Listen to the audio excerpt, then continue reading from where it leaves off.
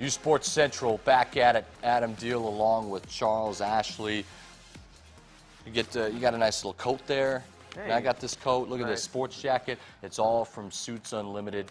They do a great job hooking us up. Hey, go to Suits Unlimited over on Manal, across the street from Biles. Tell them that Charles and I sent you. They'll hook you up. I promise you that. Suits Unlimited. They'll take care of you. You can go in, get your tailored suit on one day. You come back next day and have your wardrobe be ready for the weekend, my man. Look at that. You know all their lines and everything. I know man. the guys. They got you working over there. They take care of us, man. Look how fresh we look. Well, we're talking 3 and out right now, Charles, and we just went over District 1 6A and District 2 6A, and now it's time to talk about the top performers of this last week. And of course, there's a ton of them, and you might suspect most of them, like kids like Zach Gentry, who absolutely torched Cleveland all game long, tossing the rock around, running. He was fantastic. He's an obvious one, Charles. What are some non-obvious ones? The non-obvious, I'm gonna give you. I gotta go with Domenico Chavez. He was obvious back in the beginning of the year because we all picked Volcano. He is nasty. But 280 on the ground. I love the way this guy TDs, plays football. That is a monster performance. So we had to recognize him. So that's one for me. Domenico Chavez is awesome. I'm gonna give you some props. Yes, that's right. What? Here, I'm gonna pat you. What? Mr. Pat himself on the back. Listen, I'm gonna give you some props because we were live on location. uSportsCentral was Friday at Wilson Stadium, and we're talking about some players that can make a big difference, have a big game. You mentioned Gabe Ortega from Cleveland. Yes. How huge was he? I mean, he was absolutely murderous, right? He was knifing through El Dorado. There's my guy right there. Gabe Ortega coming too, really. They did not stop him. Yeah, he's big time. And I think we need to start talking about Gabe Ortega a little bit more because he showed how good he was. I agree. We were watching a lot of film, trying to kind of dissect the game, whatever. But watching Gabe Ortega in person, the film does him no justice. He's fast. He's strong. He makes good decisions. He had a couple turnovers where one was his fault, the bobble on the shotgun handoff. The screen pass, he probably should have tucked in and ran with it. But other than that, he played a flawless game. He's one of those guys that towards the end of the year, everyone's going to know his name. I got another one for you, though. Charles Conti.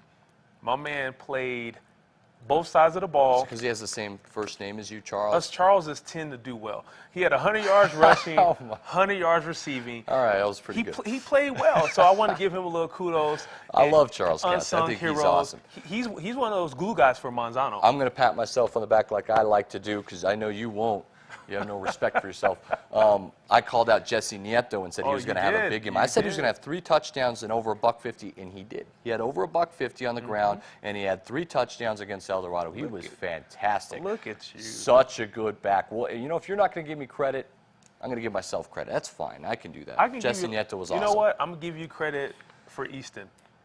My guy? Because that's your guy, Rio Rancho, over 400 yards passing, 6 TDs. 3 of them to Brady Patterson. That's just a breakout performance. And my man from Valley, C.J. Torres, over 200 yards rushing. C.J. Torres had a dynamite game. Dynamite game for a Valley team who really needed a victory. So that's a performer who we were breaking down. Real quick, does Valley have a chance in that district against Atrisco? This is kind of now the question that'll pop up. They get their first win. They have the line. Atrisco does not look – they don't look like the team that everyone thought they were going to be. When you could run the ball. They have been injured and – You can run the ball. They have a line. If you remember beginning of the year, Valley, everyone talks about how big and aggressive their line is. And if they run the ball, they can keep games close. Now I think they're starting to do that more. They're starting to do that call more. out, though. C.J. Torres, congratulations to that young man. Had a fantastic football game. Before we move on, shout out to Coach Roy Sanchez because he picked Noah Schweitzer to have a big game. Noah Schweitzer had a big game. Right? On the ground, 230 on the ground, 2 TDs.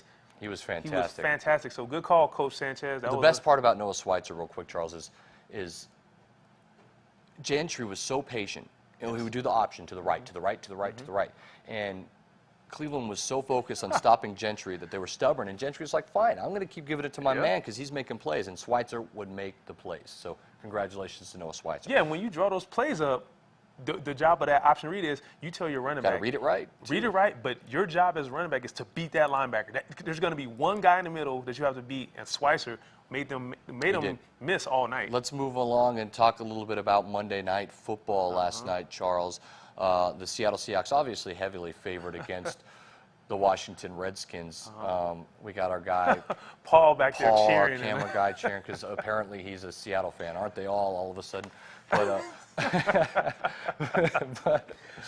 but low blow. you know what? Seattle played sloppy, right? And They it kind of looked like they were just strolling along. Washington makes it close, were. but they were still like, we're just going to try a bunch of things. They had penalty after penalty after penalty. I Yeah. feel bad for Percy Harvin because he scores 3 touchdowns and not one of them counted.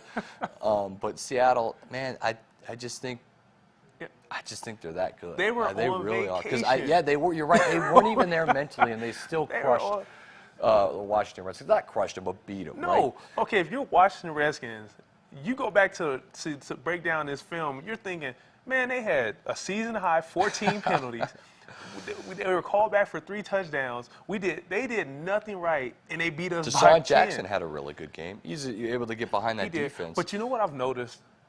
I like Kirk Cousins. He can play. He can throw the ball. The passing game to me is a lot better. The ground game is non-existent right now. It's because I don't know if it's because they're not out of that pistol. They did with play. Griffin alive. They did play Seattle. So maybe that's why their ground game didn't look that good. I mean, right? Because Seattle's defensive front 4 does not get the credit they deserve it. Everyone always talks about the Legion of Boom. Yeah.